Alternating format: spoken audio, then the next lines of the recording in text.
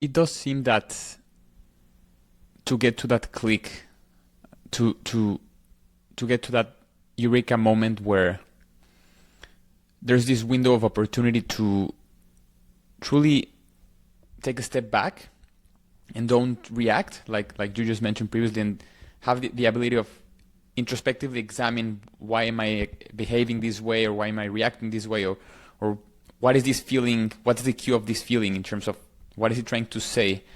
And so the concern here is that many people, I don't want to generalize, but it seems as though it's not a universal truth that everyone gets to experience that introspection, or have the ability to, or the skills or the tools to open that window towards introspectiveness. It seems that many people don't realize that they're on autopilot mode. Like they've been the same way their whole life, and up until it boils, like you say, and nice people become resentful and angry. But that's like this. There's no other way in their sight that this could be different in terms of how can I serve myself in the best way to serve others. And so my question is, how would you suggest someone to be able to open that window of introspection, to be able to say, hey, this might be something that I can learn from, rather than something that I should react to in daily life? Hello everyone, and thank you for allowing me to interrupt this episode. I have a huge announcement that I'll be sharing with you just now. My first book ever is out now, called The Time Is Now, a guide to honor your time on Earth. This was a 2-year project that's been in the works. It's a tough love guide to honor your time on Earth. This book will show you how to reclaim your time and energy for what truly matters. Click the link in the show notes and you're gonna see also the link to the domain here, timeisnowbook.com. Order a copy for your loved ones, and I'm so excited for you to dive into it. Thank you. First of all, we need to always recognize that there are contextual, environmental, cultural definitions that have caused people enormous suffering. Gender definitions, what you're allowed to do as a woman, what you're allowed to do as a man, what you can't do as a woman, what you can't do as a man, etc., that have been powerfully stifling influences throughout history. There have been social, political organizations, institutions that have suppressed people's natural instinctual desire for life and for more abundance. So we need to recognize that at one level, this is a luxury to be able to examine oneself. On the other hand, it's a necessity, because something terrible then happens to the soul of that individual. So somewhere in one's life, and you won't hear this sentence very often, that's for sure, one of the virtues of mortality, the fact that we're here a short time, can sometimes really quicken the spirit and say, well, I better pay attention here. This is, as far as we know, this is the one we get. That's the only thing that we know about. If there's another life, it's another life. It's not this one. This is the only one we really know for sure. And to say, all right, look at the degree to which fear is governing my life, or lack of permission. I find most individuals don't have permission to have their own lives. They may be very functional adults out there, nice resume at their corporation, or, have all kinds of people who around them who care for them, etc. But inwardly, you see, there is often this conditional sense you're okay if you meet the expectations around you. Because as children, we learned that, if I learned as a child speaking up was going to result in a punitive experience in some way, I just start shutting myself down. I monitor myself.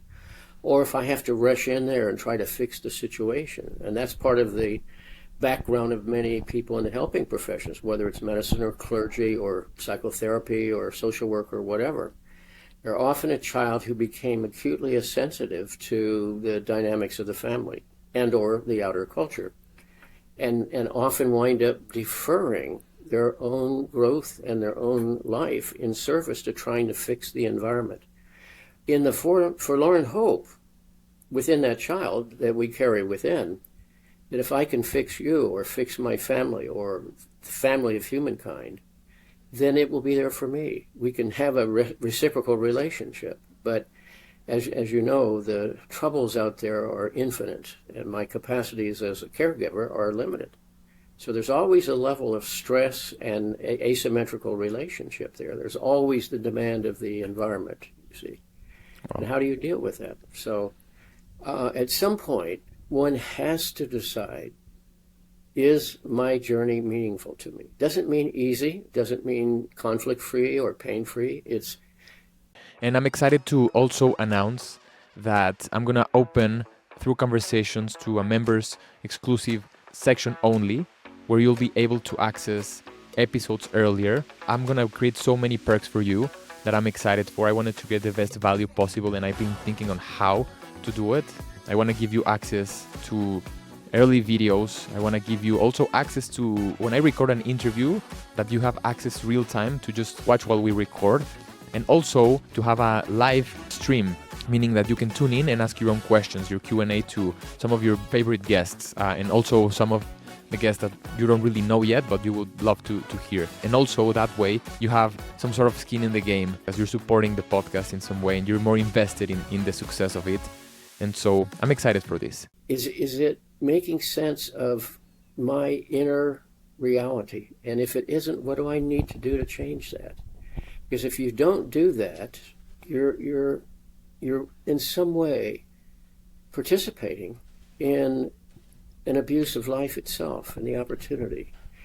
A good example of that, in 1885, Tolstoy published a novella called The Death of Ivan Ilyich, a name that means something like John Johnson, meant to be an every person kind of thing. And Ivan is a person who received from his environment, his social class, expectations. This is who you are. This is who you're supposed to marry. These are the values you're supposed to have. This is the neighborhood you're supposed to live in, and here's the career path for you, etc., etc. And he did all those things, and the author, Tolstoy, says several times, everything's flowing the way it's supposed to be, as if there's a kind of contract that we are signatories to, and when in fact reality tells us there is no contract. Stuff happens. And so at the peak of his development as a socialized being, he has this pain in his side that doesn't go away, and then we learn it's a terminal case. And he asks for the first time, what if I've been living as wrong? And no one wants to talk with him about it because it's his problem, not theirs. They're busy living in their false self, so to speak. And so his only reality is in those last 3 days where he talks to an illiterate peasant who was signed to be his caregiver, because all the others distance themselves and so forth. And so why would Ivan Ilyich have been published in 1885 unless Tolstoy had seen all around him, a denial of mortality, secondly, a kind of adaptation to the commands and dictates of your culture, starting with family of origin, but moving out and widening circles of religion and education, the zeitgeist and so forth, all of which form a provisional sense of self.